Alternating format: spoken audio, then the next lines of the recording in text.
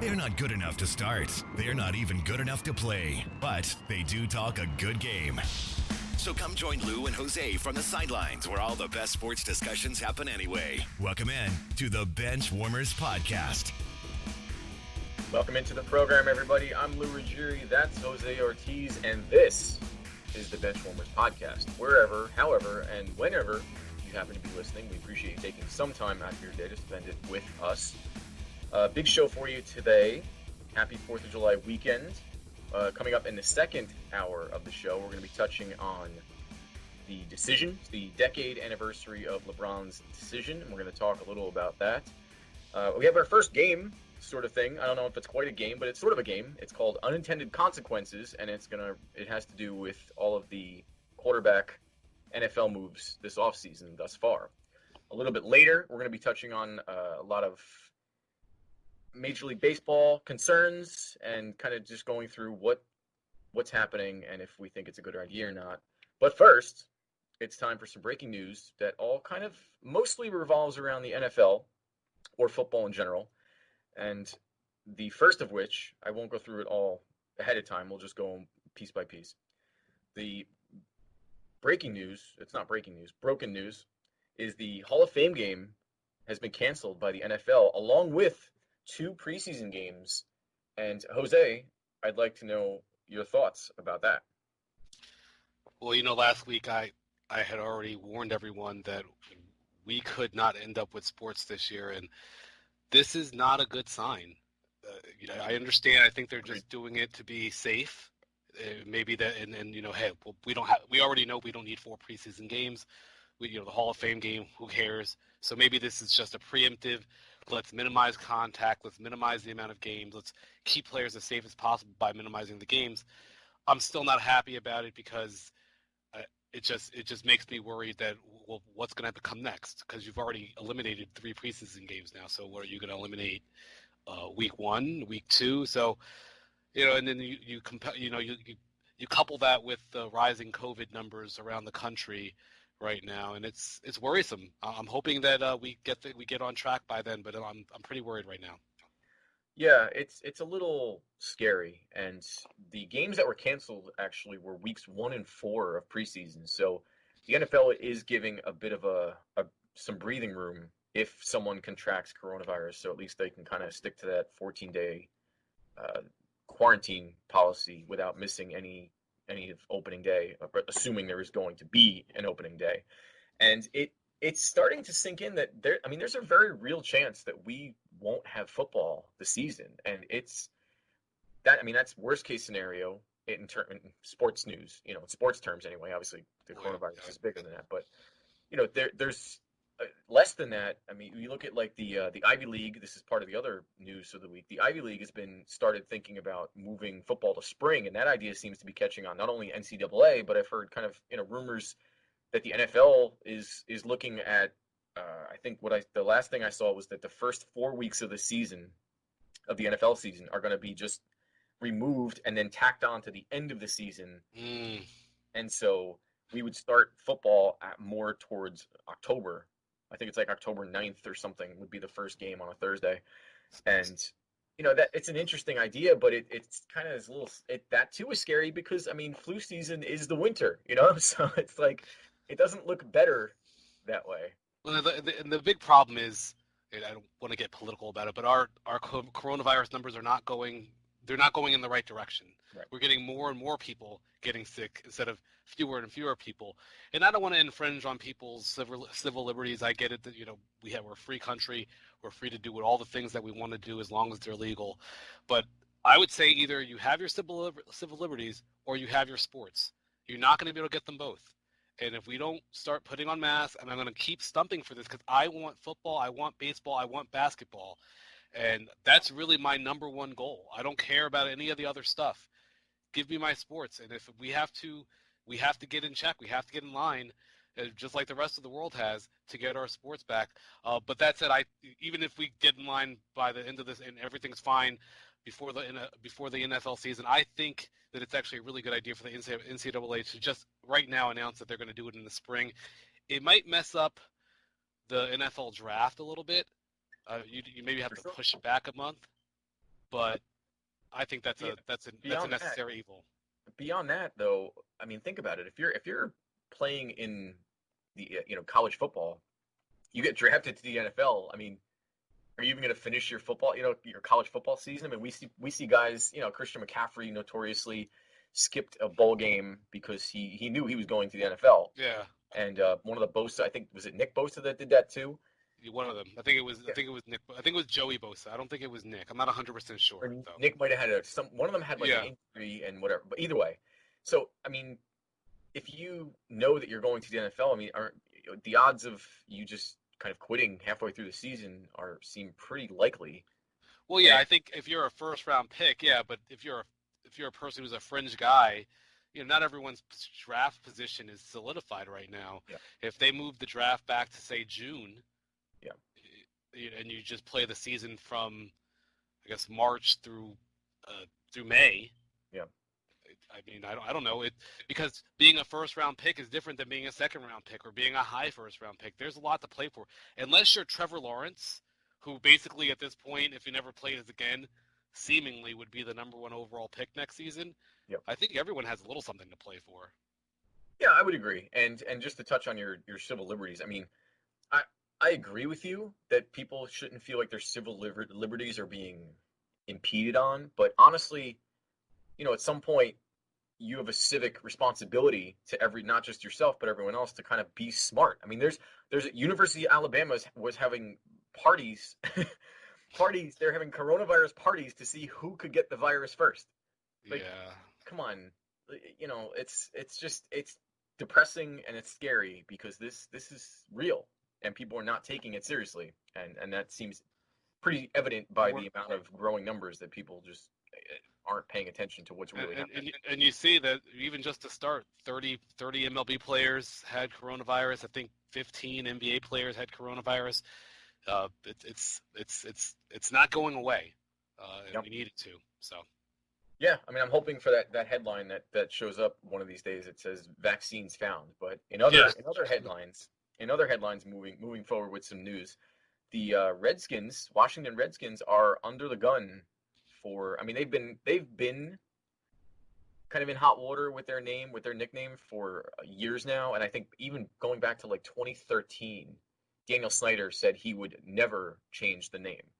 Now, in this week, Nike and a PepsiCo, and then I think there was another company, the primary sponsor of the Redskins, have decided that they're not going to sponsor Washington's team anymore unless they change their name. And honestly, this is how things get done, because at the end of the day, everything is motivated by money, and it's silly to think anything else. So I could see Daniel Snyder saying that, as long as the money was flowing in, I don't think that was going to change the name. But now, when his biggest sponsors are saying, no, man, we're not being part of this, suddenly I feel like he's going to change his tune. And just as a caveat to that, I feels it's almost stupid to me in a way as a businessman.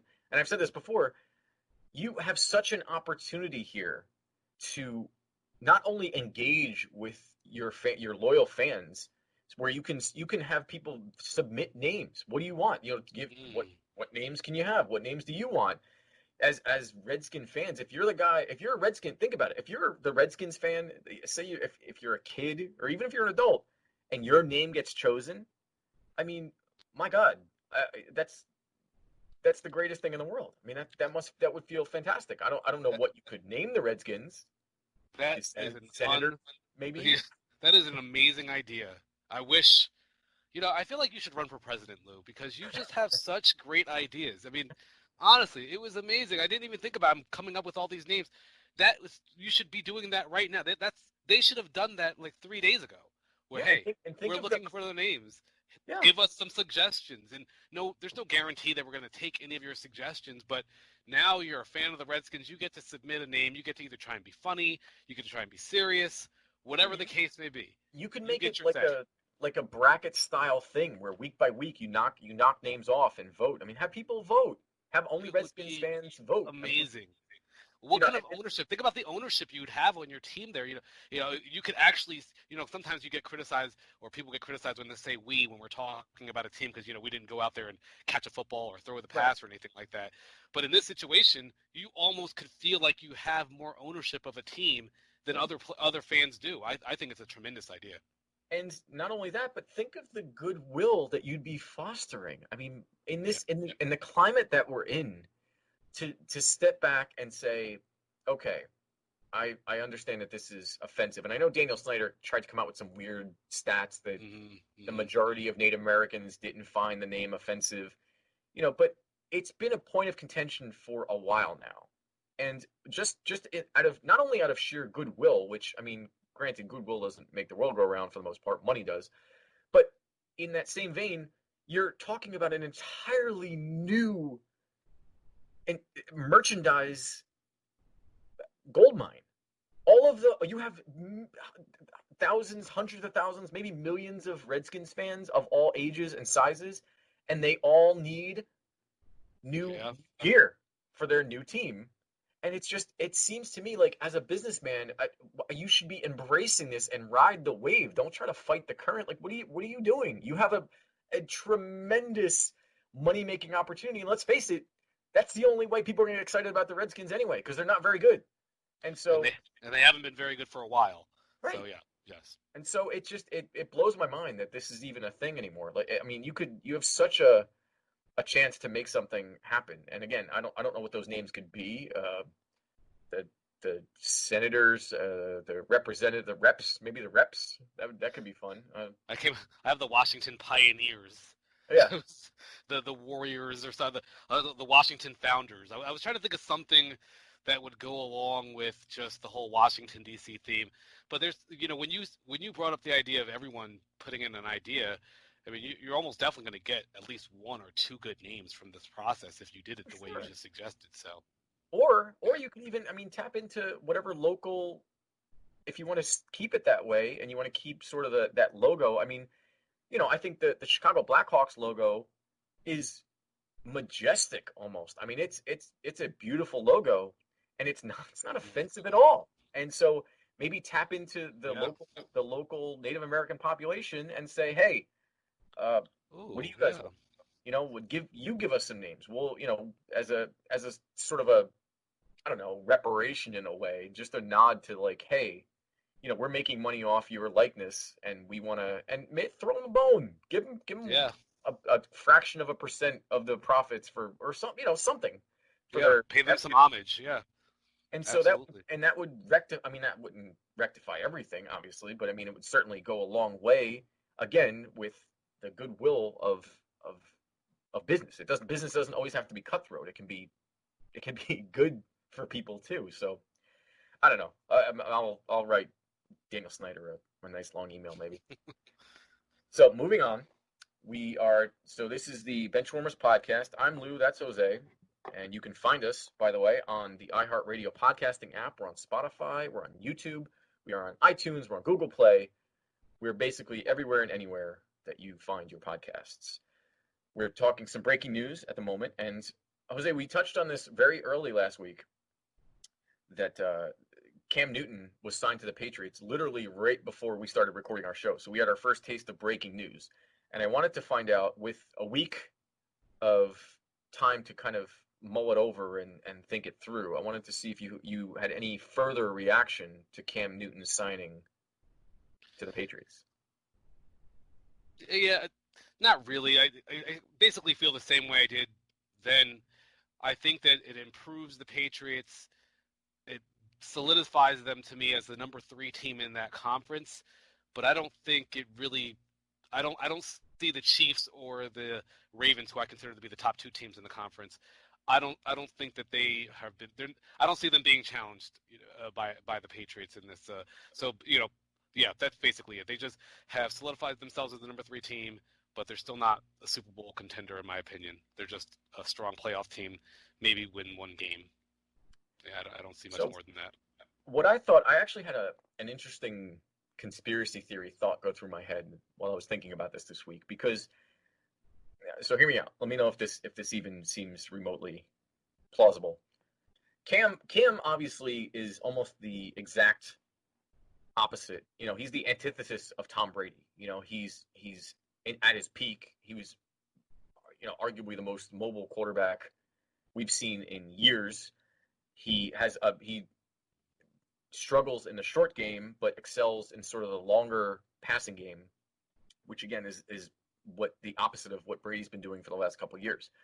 So, in that sense, it seems like Jarrett Stidham might be a better fit with the current situation and the current offensive scheme that Josh McDaniel seems to be running. Obviously, they could augment it to suit Cam's physical abilities or whatever is left of them at this point. But I started to think, what if Bill Belichick signed Cam Newton to this basically nothing deal as just a way to test Jarrett Stidham to see if he can handle the pressure of having a famous backup or someone to challenge him in preseason and see if he can rise to the occasion? What if Cam is just a tool in the Bill Belichick, dynasty?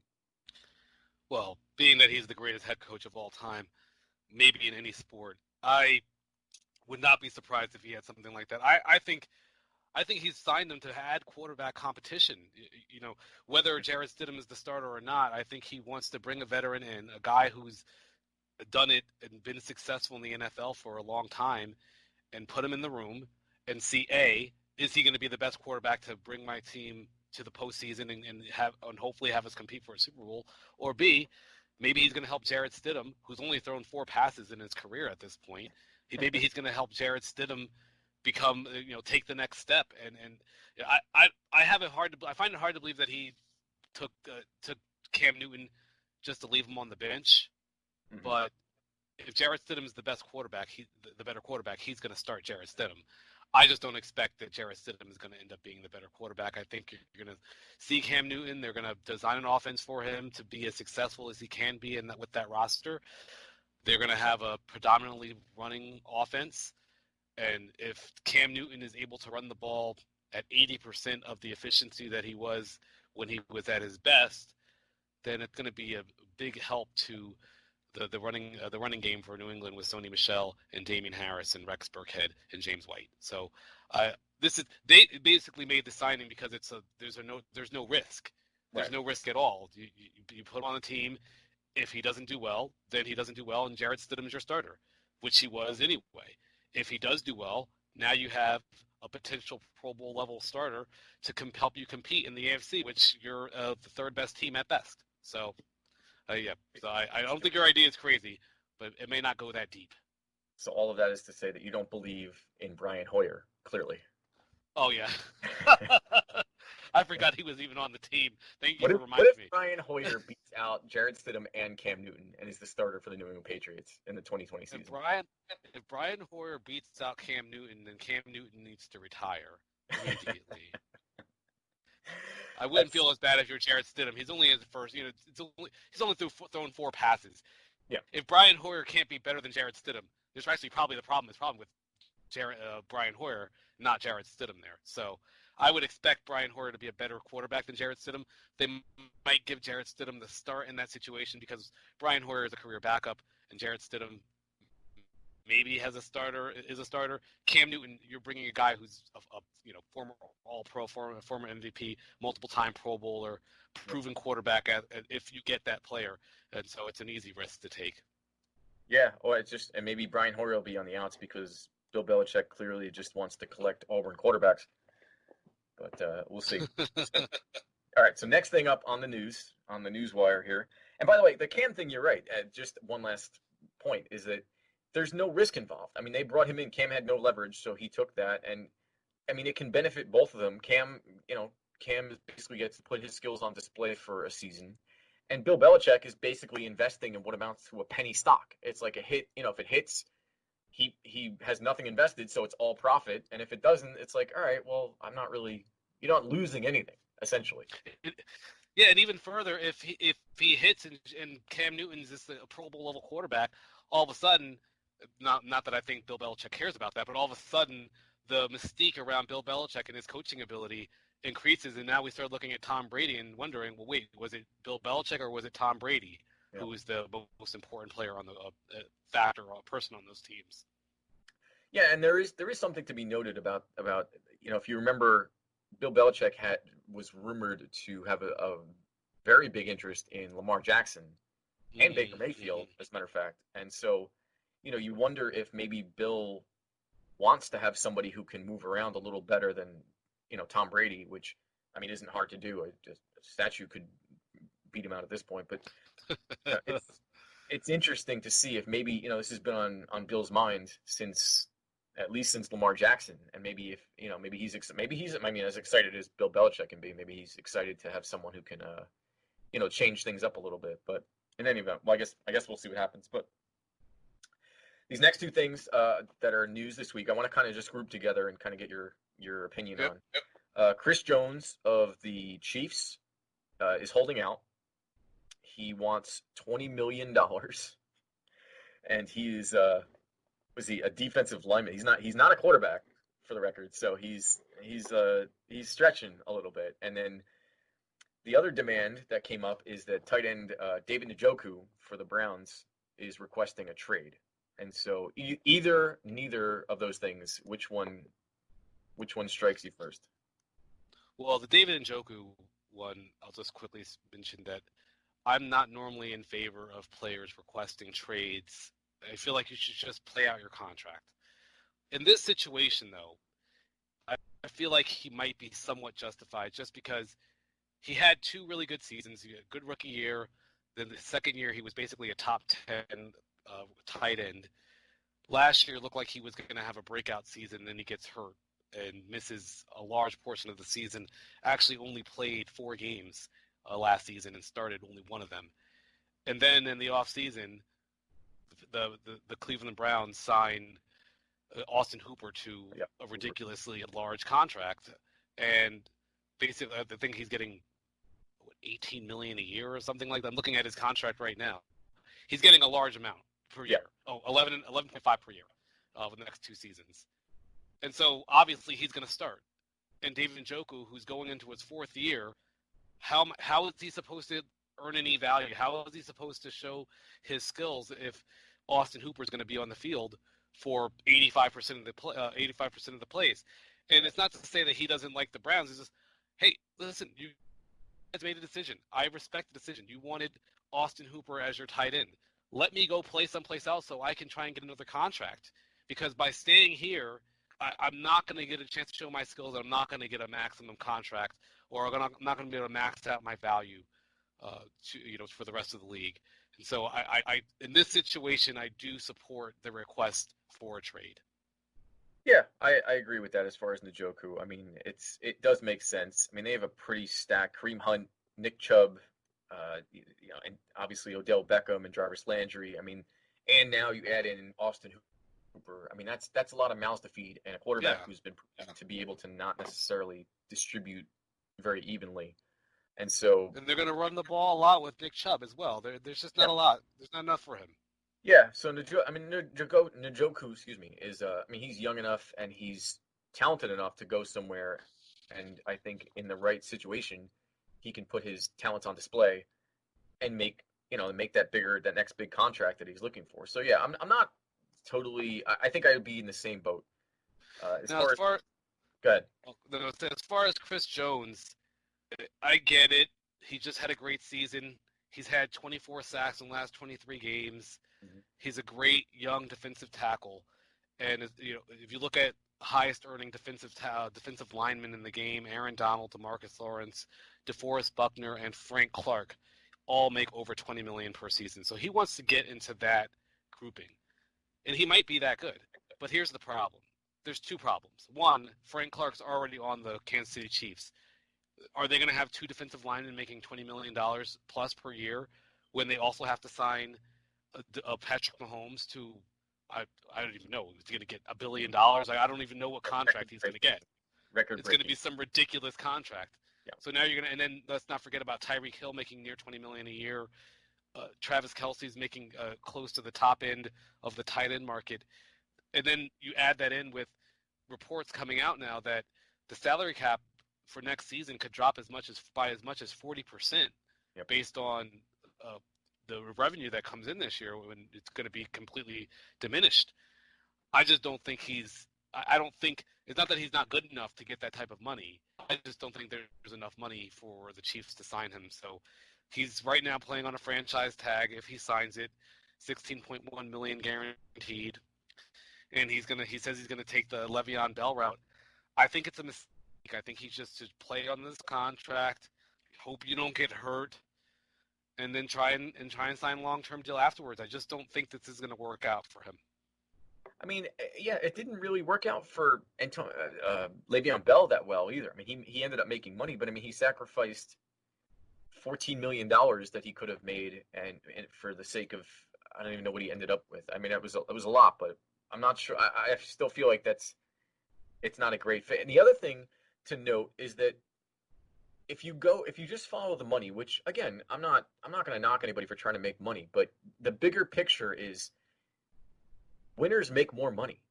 And if you're on a team, if you're on the Chiefs, you're in the limelight. You have a better chance of making a big play in the Super Bowl and getting a huge sponsorship deal by, whatever.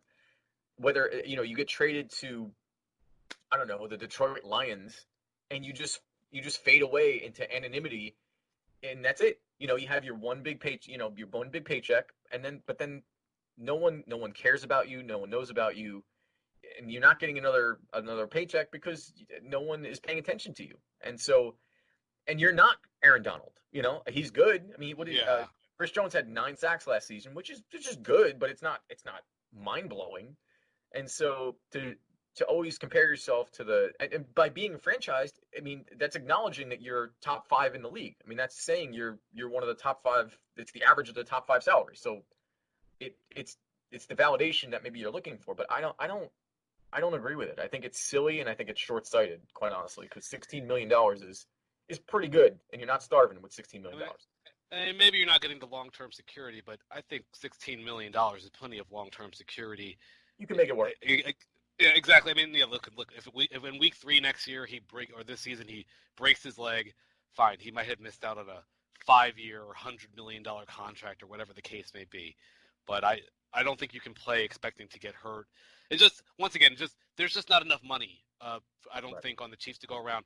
I don't necessarily agree with the whole endorsement part, just because there's not a lot of defensive linemen getting endorsement deals, no matter what team they're on. But still, it does seem short-sighted. Just go ahead and play, be a valuable. If nothing else, being on a championship team shows you're a championship player, and teams want to pay championship players. We see it all the time. So, bad idea. And I think, I mean, maybe not nationally sponsorship that he would get, but locally, I mean, he could really make a good name for himself. And Kansas City's a pretty nice place. I mean, that money can go a lot longer, a lot farther than in some other parts of the country. So, just something to think about, Mr. Jones. Keep it in mind. Yep. So finally, on the news this week, Antonio Brown back in the news again, and there were a couple things that kind of cropped up with him this week. Russell Wilson, he was shown to be working out with Russell Wilson, and then Chad Johnson, actually, Mr. Ocho Cinco himself, started a rumor with a tweet that said Antonio Brown to the Texans with like a praying emoji on it, and I guess that kind of caught on, and then all of a sudden, Antonio Brown to the Texans was trending. And I was just kind of thinking this over, and it raised a lot of questions. And, we don't have to get too far into it, but, Antonio Brown on the Seahawks would make the Seahawks very dangerous. And I think Russell Wilson has the personality where he might be able to keep Antonio Brown in check for the most part because he's established.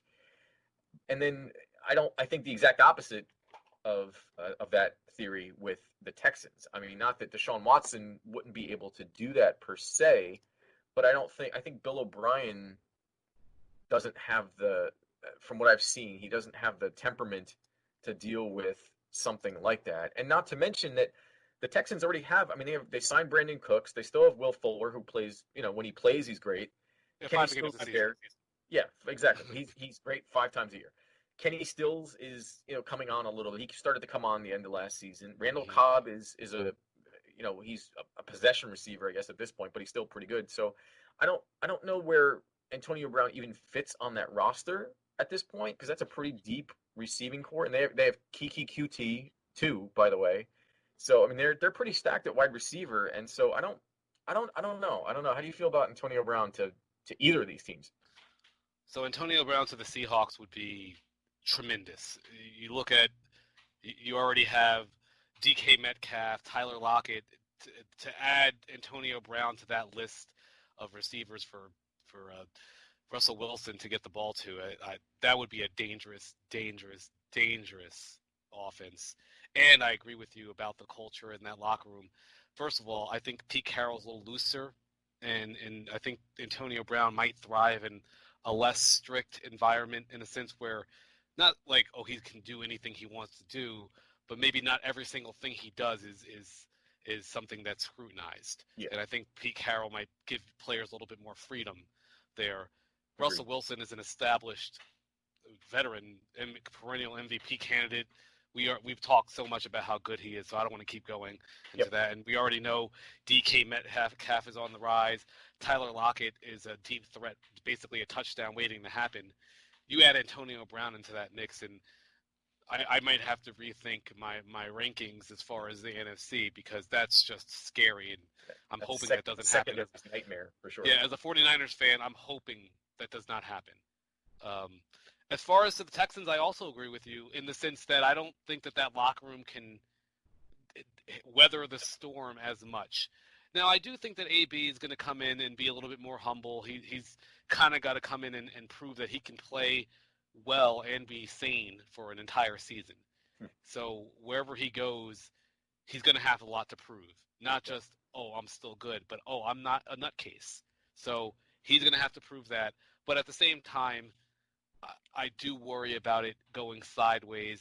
You know, what happens when the Texans go on a 4-game losing streak and Antonio Brown was only targeted 20 times during those 4 weeks? What happens then? And so I do worry about that. And as far as your thought about their wide receiver room being too crowded, I don't care about that. You bring Antonio Brown in, he's the best receiver on that team immediately, assuming he's still Antonio Brown. He's immediately the best receiver on that team and becomes their number one option. I would worry about it from a locker room standpoint. Especially, I don't look at the Texans as being a team that's, if I was the Ravens, I would be all about getting Antonio Brown. If I'm the 49ers, I'm all about getting Antonio Brown. If I feel like I'm one player away, hey, we need one player that can put us over the top, then you go get Antonio Brown. I don't look at the Texans as being one player away. I think that, I agree that if Antonio Brown were to join the Texans, he would instantly become the best receiver in that locker room. I worry about, sort of the contentiousness that might perk up there amongst all those wide receivers, and Antonio Brown being sort of a powder keg to begin with. I'm not sure that that's the best situation to have people kind of breathing down his neck, even if there are fellow wide receivers. And the other thing that this brought up to me, the thought that this created in my head was sort of an age-old thing where, because even Tom Brady was rumored to, he still has interest in Antonio Brown, which, you put Mike Evans and Godwin with Antonio Brown. My God, come on. So, but it's interesting to me, and I'm not sure what it's, I guess I know what it says about sports, in that, Antonio Brown has not only, he's had some locker room issues, but he's had a lot of off the field issues. He has a couple lawsuits going, and I don't want to get into kind of the specifics of it. You can go look them up, but if any of them are true, it's pretty grotesque, and it's not very flattering for Antonio Brown. And it just goes to show that talent overrides just about everything. If someone is talented, there's a scale.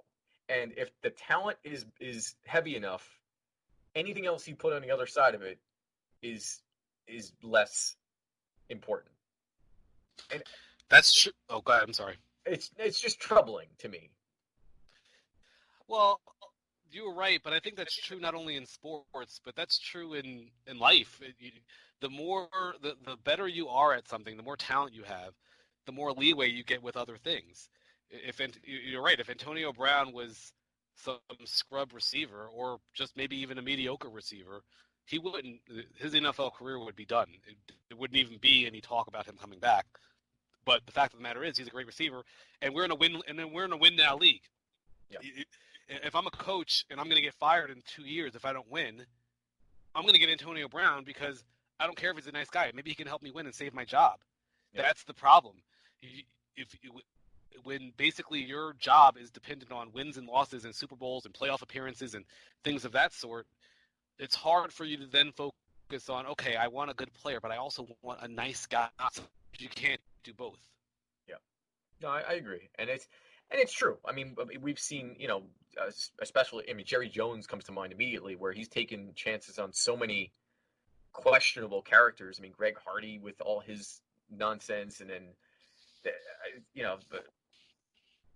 I can't even think. There's been so many over the years that he's tried and failed on, and it's just kind of, it's not a good look.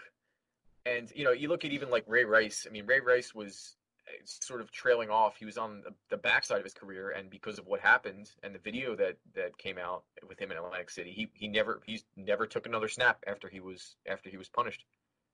And so I feel like it only works. The only way it can work is A, you win the Super Bowl this year, and then you feel like we won the Super Bowl, it all worked out. But then also B, the person then cleans up their act then going forward, right? You give them a second chance, and then they're all of a sudden they're a model citizen thus forward, and it's like, oh, they wouldn't have been that if I didn't give them a second chance. But if they end up relapsing or having another issue, then it ends up being a bad idea. And more often than not, at least off the top of my mind, more often than not, I don't think it's really worked out that often for people taking chances on these guys. This is just a guess off the top of my head. I don't have any stats behind it. It just doesn't seem like it works that often. Yeah, I mean, there is a point to be noted there. That's a good point, that the redemption story that is offered to some of these guys is something that is worthwhile. If it happens. I mean, it's just the problem is it doesn't happen very often. So, all right. So Jose, we got to take a break, and we're gonna come right back, and we're gonna finish out this hour of the Benchwarmers with some Major League Baseball talk, because baseball is coming back, and we're gonna see how we feel about that. So.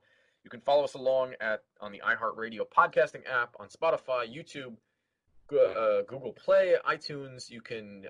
We have a Twitter account now. It's was it the BW Pod? Is that right? Yeah.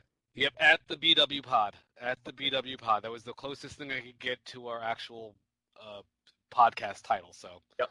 At the BW Pod. Hit us up.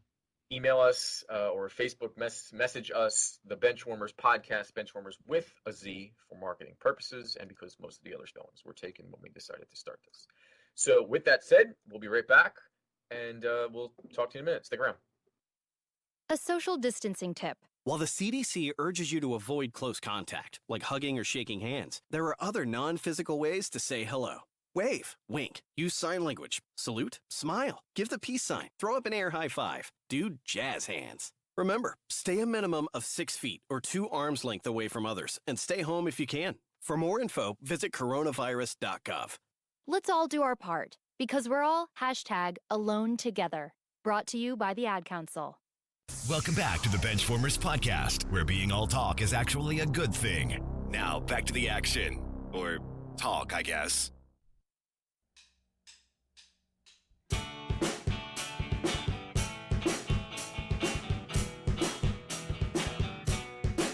Welcome back into the program, everybody. I'm Lou, that's Jose, and this is still the Benchwarmers podcast. We appreciate you taking some time to spend it with us today. Coming up in a little bit, we have our first sort of game-y type of segment in the back end of the second hour called Unintended Consequences, which has to do a lot with the NFL quarterback offseason moves thus far. And then coming up in the beginning of next hour, we're going to be talking a lot about LeBron and the 10-year anniversary of the decision. But first, Jose, some good news. Sports seems to be returning, and baseball finally got their act together. The owners and the players union put down their swords and stopped squabbling, and it's nice to have billionaires and millionaires not squabbling over money anymore, because that was getting a little bit annoying for a lot of reasons. And so they've agreed on 60 games, 60-game season. And my first question to you right off the bat is 60 games enough for you to consider this a full season? Well, the short answer is no. I don't think it's Really? enough. No, look, I'll take it. So I don't want to be I don't want to come off as complaining. I'd rather 60 games than no games. But to me, so I did the math. It basically is the equivalent of a 6-game NFL season. And I don't think I would be satisfied with the 6-game NFL season. Even if there was a champion crowned after it, I would feel that champion didn't earn it in the same way that other teams in the past have. And I think that whoever wins the championship this year is going to wear that asterisk, whether it's a real asterisk that they actually put there or a, a narrative asterisk that we add to it through oral history and things of that sort. But that being said, someone has to win the championship. It's still a season. It still counts. Right. I just don't think it's gonna. I don't think it's gonna count. It's not gonna measure up to the other, however many World Series championships there have been in the past, 120 or something like that. So but it's better than nothing. I don't want to complain. I'm happy. I actually disagree because I think 60 games is enough, and I think that this is actually a really good thing for Major League Baseball because it adds urgency to the sport that has been lacking that for forever, basically. I mean, since TV started, I mean, people have been like, all right, this is going a little long. And so the other idea is that everyone's starting on a level playing field, and with 60 games, it's not no one is out of the, halfway through the year. I mean, baseball in June, you can tell who's out of, in a normal baseball season in June, you can tell who's not making the playoffs already. With 60 games, every game matters. You go on a 2-game losing streak in the regular season, in a 162-game season, and no one cares. No one cares. The owners don't care. But in a 60-game season, suddenly that matters a lot more. And I think that everyone having an equal opportunity shot in sort of a sprint rather than a marathon is going to be a lot of fun for baseball. I mean, think, the Mets have a legitimate chance. The Tigers have a legitimate chance. The Indians have a legitimate chance. It's just, it would be, I mean, hopefully the Astros don't win, but it's sort of just, it's a nice change of pace, I think. And I'm actually. It's just not what baseball is, though. It's just not what baseball is. It's not a sprint sport. Maybe it could be, but this is a weird story. You probably remember this. There was a few years ago where I used to be working out a lot, and one day you and I ran together, and I remember we were jogging, and for the first half of the track, or maybe first time around, I was in front of you. I felt so happy. I was like, yeah, I'm in really good shape. Look at me. I'm in front of Lou. He works out all the time. Then that second lap came around. And then the third lap came around, and I was so far behind you because you were the better overall runner. You were the better overall athlete. I didn't prove anything by being in front of you for 400 meters. Oh, okay, I was ahead of you for 400 meters. We weren't doing 400 meters. We were running 2 miles. Right. And you won the 2 miles by a lot. And so I look at it like that. Yeah, so fine, you can be the better team in 60 games. That's not what this sport is. This sport has been over 100 games for a long time. Just like if the NFL season was all of a sudden 6 games, we'd be like, whoa, wait a minute.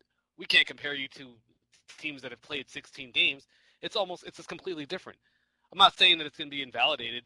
They're still going to count as the champion. Whoever wins, I'm not going to be like, oh, well, you didn't really win a championship. I'm going to still give them the title, but they're going to be the team that, if we're ranking greatest seasons or worst seasons of all time, they'll be at the top of the worst championship seasons and at the bottom of the greatest championship seasons. That's all I'm saying. I see, and I agree with you to a point, but the idea, based on the idea that this is a marathon. So, granted, if you said, okay, well, you guys are going to run a marathon and race, and it's going to be 26.2 miles or whatever it is, but if now the new marathon is going to be, I don't know, 3.5 miles or something. I mean, that's different, but I think what baseball is doing is they're saying, and what they should say from this point forward is, hey, you know what? We're not going to run marathons anymore. Let's run 200-meter dashes. Let's run 400-meter dashes. And if the actual race changes, then, if you and I were running a 100-meter sprint, you would have beat me to death. I mean, that wouldn't have even been fair. And so if that was from the onset, if that was the goal from the onset, then everyone knows the stakes of the game. I mean, to change it up midway or whatever is a different story. But 60 games. 60 games might not be enough. I think 100 games is a nice round number that I think everybody could get behind. But maybe this is sort of kind of pulling it the other way due to extenuating circumstances, and then we kind of push back a little bit and we meet in the middle. But I think baseball needs to evolve, and baseball's the slowest sport to kind of get with the times, and this might be a great way. I mean, the universal DH I think is here to stay. I think that's sticking around Absolutely. forever. I don't think anybody is going to be, even the purest purists are going to see the benefit of having, oh wow, that guy can actually hit the ball, so now I don't have to count this as an automatic out for this pitcher who's just going to stand there and hold the bat on his shoulder and just watch balls fly by him. And so I will agree that it's going to make the regular season much more important. The every single game is going to feel more important. I just don't think it's very comparable to the other 120 seasons there have been, or however many seasons. That's my main issue. It's not very comparable. You just can't compare the seasons, and I think that's what makes it kind of not enough. Yeah, no, I would agree. And then the other thought that came to mind with this whole baseball thing is that the odds are that there's not going to be fans in the stands, and if so, they're going to have the very limited amount of people available in each of the stadiums. And I started wondering, are the Astros the luckiest team that's ever played baseball? Because not only did they cheat for an entire season and win the World Series and not have the World Series taken away, now in the season right after where they were proven to be cheaters, where they would have not, I mean, they're probably still going to get beamed a few times by opposing pitchers who felt like they got jobbed by them, but the vitriol that they're being spared from the fans in the stands at every stop they make, aside from Houston, it's not going to be there.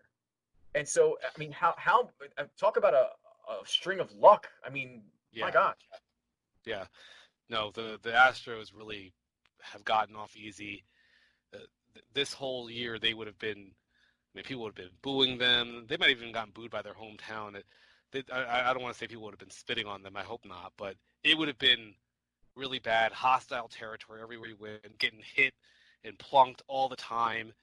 It would have been really, really bad. And I think they would have struggled, honestly. Who wouldn't have? I think they would have struggled to do well. And now they are kind of getting off the hook a little bit because, A, there's fewer games, so now they're not going to get beamed as many times by other pitchers. And B, there's no fans in the stands to insult them and yell at them and do whatever it is that they would be doing. And so they have gotten off easy in that sense. I did a little digging into it just because I wanted to remind myself, and that was the other thing, how they've gotten off kind of easy. I think a lot of fans have kind of forgotten about what they actually did. What did the Astros do? So in 2017, when they won the World Series, it was shown that they had a camera staged in the outfield, in center field, trained on the catcher, and there was a person, I don't know who you would call it, a player or a coach, manager, decoder. Decoder. That's a better way of putting it. Yes, who would then, he put two fingers down, that was a breaking ball, and blah blah blah. You just go through all, and next thing you know, after an inning or two, you have basically a full list of all the pitches he's throwing and all the signs for those pitches. And then the players would then basically every time, after a certain point, every time the catcher would put a sign down, it would be relayed. That sign would be relayed to the players, and then they would be banging on the trash cans or doing whatever they were doing to let the batter know what the sign was, and so that the batter could know what the pitch was. Now, comparing that to what sign stealing thing we've seen, stealing has been going on since the beginning of baseball. People have always been trying to steal signs to try and get an edge. The Yankees were just basically reviewing replay footage. And so basically they would look at replay footage, see what the signs were, and then look at what the pitch was, the pitch that was thrown. Then when the player got on second base, he would look in and see if the signs had been changed. Now, while that's not legal, that's certainly not the same thing as what the Astros were doing. And so I want to draw a little line of delineation, not just because I'm a Yankees fan, but because I want people to know the extent, the complexity of the cheating involved. Now, I was upset that the players didn't really get much of a punishment until I learned that they were granted immunity to cooperating with the investigation. Yep. Now, the Astros were fined a maximum $5 million. Their GM and manager were suspended for the 2020 season, which has been shortened, so they got lucky there. And they forfeited first and second round picks for this year and next season. That's a strong punishment.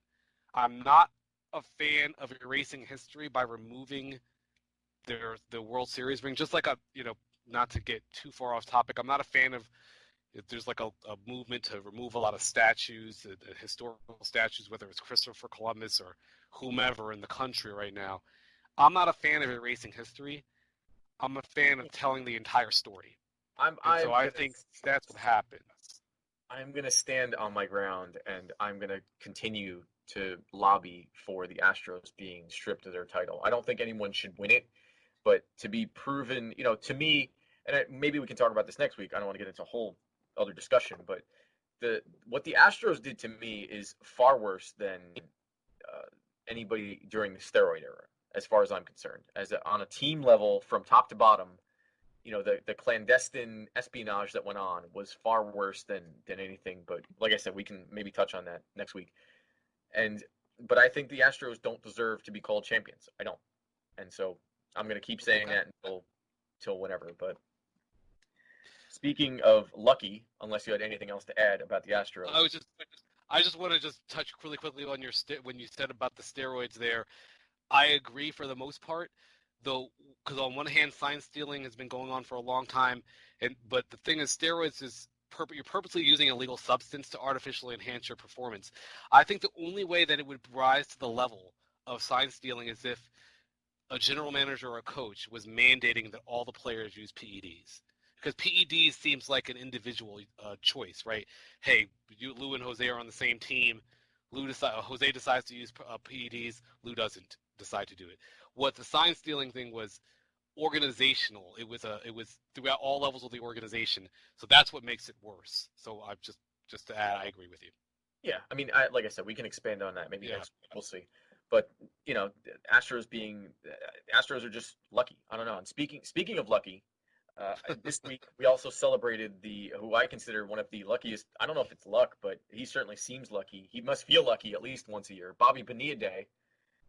This year that Bobby Bonilla gets yet another $1 million in his seemingly perpetual annuity from the Mets, where he signed in what I think is probably the greatest contract in the history of contracts. I'm not sure. I don't understand why more players don't see or talk to their managers and say, see what Bobby Bonilla did? He's been out of the league for 20 years, and he's still getting paid. Give me that. Find out how to give me that contract. I feel like this is a microcosm of the Mets' dysfunction as an organization. Yes, a little reminder of their ineptitude. Yeah. I was trying to figure out why on earth they're paying Bobby Bonilla $1.19 million $1.19 million until 2035, and I looked and I found that in 2000 he had $5.9 million remaining on his contract. They wanted to buy him out. Yep. So instead of paying, which seems like not that much money in sports world, but instead of paying the $5.9 million up front, they instead agreed to pay him $1.19 million per year for 25 years beginning in 2011 with an 8% annual interest rate. Wow. That's fantastic. I don't know what on earth. I wish I should have looked more into it to determine what made them make that terrible decision. Now, in fairness, $1.19 million is not the end of the world as far as salary caps in the Major League Baseball are concerned, but he's still one of the highest paid players on the Mets, and he hasn't played for them since 1999. So yeah, it's been 20 years. Yep. Yeah. I think I read a stat. I can't find it right now, but it's basically, Mike Trout, after Mike Trout signed his 12-year, $430 million contract, I think it was last year, 2 years ago now? Mm-hmm. Last year? I can't remember. Time is completely it was last year. last year, right? Yep. Yeah. So it's going to be the end at the end of Mike Trout's contract. Bobby Bonilla is still going to be getting paid by the Mets. It is a brilliant idea. As far as like other players doing it, maybe if you have a buyout, you're getting closer to the end of your career, rather than being traded, you can try to arrange. I mean, I don't think any team's going to want to do 25 years, but maybe you could do 5 years. That's the part that's astounding. Just 25 years. That's just a long time. For 5.9 million, just pay the guy at 5.9 million and move on. I just don't understand what the Mets were doing or thinking at that point in time. I mean, it had to be some salary cap, Yeah, there had to be something. juggling. I know it had something to do with Bernie Madoff at that point, where the Mets owner was investing heavily with Bernie Madoff. So maybe, I mean, there's a lot of things that it could have contributed to that. But I mean, obviously, Bernie Madoff kind of didn't help the Mets owner very much. But at least Bobby Bonilla won. He won that holdout, or that I want to be Bobby Bonilla when I grow up. That's what I want to do. He is my idol, man. That's that check every year. I don't even know what you do. You just every year. I hope that's. Is it even possible to go bankrupt? Like, could he misspend? Can you mismanage that type of money? I mean, listen, I don't know if it's possible. You can mismanage. I mean, Jeff Bezos could go bankrupt if he really tried. I mean, you can. There's, if you want to spend money, you can spend money, but you have to really. I mean, Bobby Bonilla have to put more effort into wasting his money than he did into his baseball career at this point, considering everything he made. Not only that, but all the money he made before that contract. It's crazy. Good for you, Bobby Bonilla. You're my hero. Yep. And finally, this hour, so we're gonna have to take a break, but it's the 4th of July. It's 4th of July weekend. Happy 4th of July, and the national annual hot dog eating contest was held this week. Joey Chestnut, the winner again, with a record-breaking 75 hot dogs in 10 minutes. And I don't know whether to be impressed or disgusted or some variation of both. But Jose, how do you think you would do in that hot dog eating contest if you participated? I've watched the hot dog eating contest a few times. I don't think I could eat more than 7. I really don't think. 10 minutes? In 10 minutes, I don't think I can eat. Not that I wouldn't say I dislike hot dogs. They're okay. I just don't like them enough to eat that many. So once I get to like 5 or 6, I think I'd want to throw up. Oh, I'm sure that's the case. What food would do it? If you could pick a food, what food would you be competitive in? I think there are 2 foods that I could be somewhat competitive in. Okay. One of them is probably, I'm probably not correct because I'm sure the world record is way more than I could actually eat. But wings. I love buffalo wings, or wings of any kind. Really, with buffalo wings, any type of seasoning you put on a chicken wing, I love and I will eat. So you go super spicy, or you go like kind of mild, moderate? I'm more into the middle, mild, medium. I will eat spicy. I'm also experimental with like hot. There's different. There's just pineapple. There's just different types. There's mango salsa wings. There's all different types of. I will eat any type of wing. I've never had a wing that I did not like. So wings would definitely be something I would want to compete in. I don't know how competitive I would be. Now, one I think I could be really competitive in, but I'm not 100% sure. Welch's fruit snacks. I love Welch's fruit snacks. They do go down easy. And I eat them so often so a few years ago, my sister-in-law bought me a box of 80 packs of Welch's fruit snacks, and I was done in like 2 or 3 days. and that was, I was not eating them all day every day. It was just I just eat them so much. I just binged them so much. After that, my wife banned her from buying me such large boxes of fruit snacks because she thinks it's unhealthy for me to be eating so many fruit snacks in such a short period of time. So that's fair. That's fair. It's some blood sugar, perhaps. But I would love. I would actually. I need to seek out a fruit snack eating competition just so I can participate.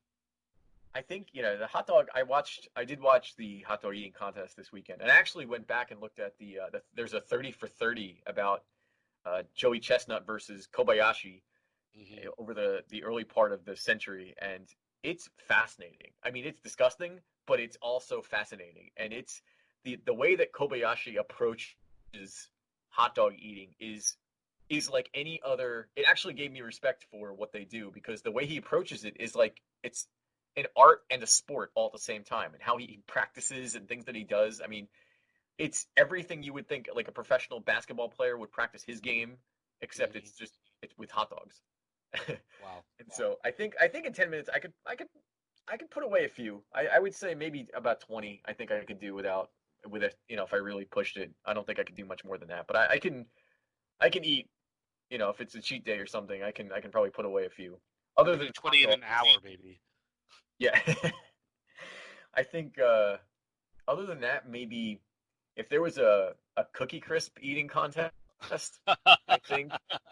Because I'll tell you what, man, Cookie Crisp, if my mom bought Cookie Crisp at like 10 a.m. on a Monday, that box was not going to make it till 3 p.m. on Monday. There's no chance. It was gone in a heartbeat. And so I don't know if I could still do it anymore, but I know right around like 10 or 11 years old, I could have put a hurting on somebody to challenge me with Cookie Crisp eating.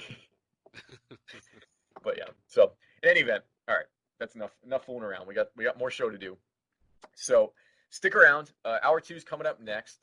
We're gonna talk a little. We have an unintended consequences that deals with the quarterback moves this offseason in the NFL. And then coming up next, it's actually it's another day this week, the 10-year anniversary of the decision. So we're going to talk about all things LeBron and the decision when we come back. You can follow us along at the iHeartRadio podcasting app, Spotify, YouTube, Facebook, Twitter, Instagram, you name it, we're there. The Benchwarmers podcast at yahoo.com, Benchwarmers with a Z. If you want to email us and let us know how we're doing, we would appreciate that as well. So stick around, and we'll be right back on the Benchwarmers podcast. Thanks for listening to the Benchwarmers podcast. Follow along with us on the Benchwarmers podcast on Facebook and Instagram. And don't forget to review us on iTunes, Google Play, or wherever you get your podcasts.